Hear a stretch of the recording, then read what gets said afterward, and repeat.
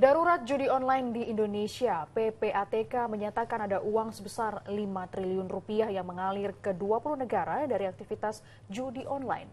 Ya, dalam 3 bulan saja perputaran uang judi online di Indonesia mencapai 100 triliun rupiah. Sementara Presiden Joko Widodo menyatakan tidak akan ada bantuan sosial untuk pelaku judi online.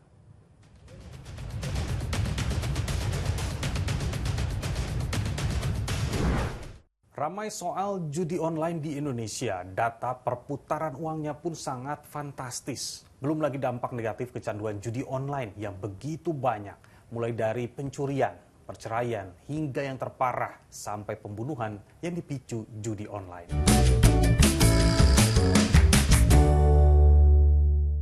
Bansos untuk pelaku judi online gimana, Pak? Nggak ada. Berarti wacana itu sebenarnya belum terrealisasi, belum diatur. Nggak ada. Makasih, Bapak. Presiden baru-baru ini menyatakan tidak ada bantuan sosial untuk korban judi online. Ya, pernyataan Presiden berbeda dengan menteri-menterinya yang akan membuat Satgas Judi Online dan salah satu langkahnya adalah memberikan bantuan sosial untuk korban judi online. Kita dengar dulu pernyataan Menko Polhukam sebelumnya soal judi online. Dan kita membuat rencana perpres. Dan insya Allah dalam minggu ini rencana perpres sudah ditandatangani dan sebagai modal kita untuk bekerja. Satgas Judi Online akan bertugas melakukan pencegahan, penindakan hingga rehabilitasi. Salah satu poinnya, pemerintah juga akan memberikan bantuan sosial bagi keluarga pelaku judi online. Nah, Kemenko PMK bahkan sudah membuat mekanisme siapa yang akan dibantu. Kepala keluarganya itu pelaku judi, ya dia akan kena sanksi pidana. Korbannya siapa? Korbannya keluarga. Karena keluarga ini akan terpengaruh secara finansial dan juga emosional. Nah, oleh karenanya di dalam Satgas judi online ini kita bisa melihat secara komprehensif sebenarnya penanganannya. Mulai dari pencegahan, kemudian penindakan, dan dalam konteks rehabilitasi. Kita tanya saja sama sosiolog, kira-kira perlu dan pentingkah bantuan sosial untuk korban judi online dalam pemberantasan judi online? Memilih berjudi karena ingin cara cepat untuk mendapatkan penghasilan, ya, karena dia miskin dan sebagainya, saya kira ini perlu dilihat secara lebih jernih. Yang pertama, perbuatan melawan hukumnya harus diberikan sanksi hukum dulu, itu poin nomor 1. Nomor 2, ketika dia memang dari awal sudah miskin, akhirnya memilih judi, ya berarti ini akan ada pertimbangan khusus. Tapi ada juga orang-orang yang sebelumnya tidak termasuk dalam kategori miskin, kemudian ikut dalam judi online dan akhirnya dia jatuh miskin, gitu ya. Nah, ini juga sama perlakuannya. Tetap penegakan hukum itu harus dikedepankan. Ya, masalah bantuan sosial itu saya kira itikat baik dari Pak Menteri ya untuk menolong yang dalam tanda kutip tadi dikatakan korban, begitu. Saya kira begitu. Ada atau tidaknya soal bantuan sosial korban judi online, tapi pemberantasannya wajib. Kita lihat lagi dampak dari judi online. Mulai dari kasus Polwan yang membunuh suaminya, seorang polisi, karena menghabiskan uang belanja untuk bermain judi online. Lalu akibat judi online, kasus perceraian di Kabupaten Ogan Komering Ulu Timur mengalami peningkatan di pertengahan tahun 2024. Hingga bulan Juni 2024, terdapat 377 perkara perceraian yang masuk ke Pengadilan Agama Martapura. Penyebab perceraian sebagian besar atau 70% pihak suami kecanduan judi online.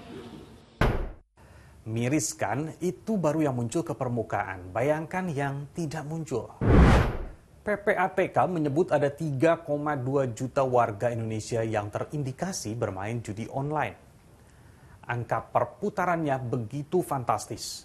Dalam 3 bulan saja, Januari hingga Maret 2024, ada transaksi sebesar 100 triliun rupiah dari judi online. Bahkan jika dihitung dari tahun-tahun sebelumnya, PPATK mendeteksi transaksi judi online sudah lebih dari 600 triliun rupiah. Kemana uang sebanyak itu pergi? Sebagian besar lari ke luar negeri. Tercatat ada 5 triliun rupiah yang keluar akibat judi online ke 20 negara. Pemerintah mengklaim sudah berupaya mencegah judi online. OJK sudah memblokir 5.779 rekening dan 555 e-wallet.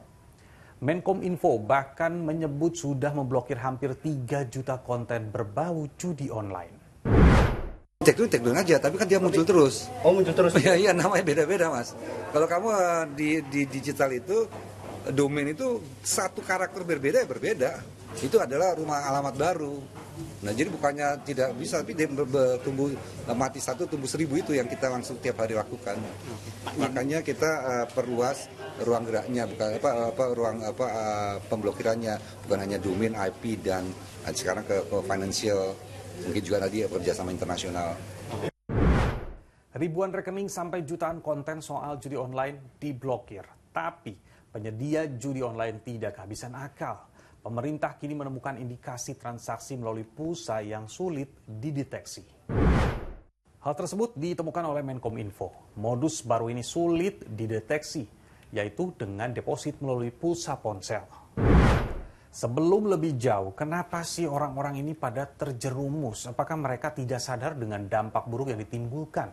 Seperti salah satunya, jatuh miskin. Gaya hidup, ya, perkotaan, kemudian pola hidup yang konsumtif, ya, kemudian tadi flexing dan sebagainya, itu membuat kita satu sama lain ini saling mengukur keberadaan kita tuh secara material begitu. Nah, jadi dan ini adalah mangsa yang sangat empuk ya bagi penyedia jasa judi online gitu. Tanpa harus bersusah payah, dia menawarkan sedikit saja, pasti orang akan masuk dan judi itu tidak akan mungkin bisa menang. Ya, di mana-mana sistem perjudian itu tidak akan membuat orang menang. Ya, misalnya dalam 10 kali pertandingan misalnya, 10 kali dia main gitu, dia mungkin dibuat menang dua kali, tapi 8 kali dia akan kalah. Jadi overall ya. Pelaku perjudian itu tidak akan untung, tidak akan menang.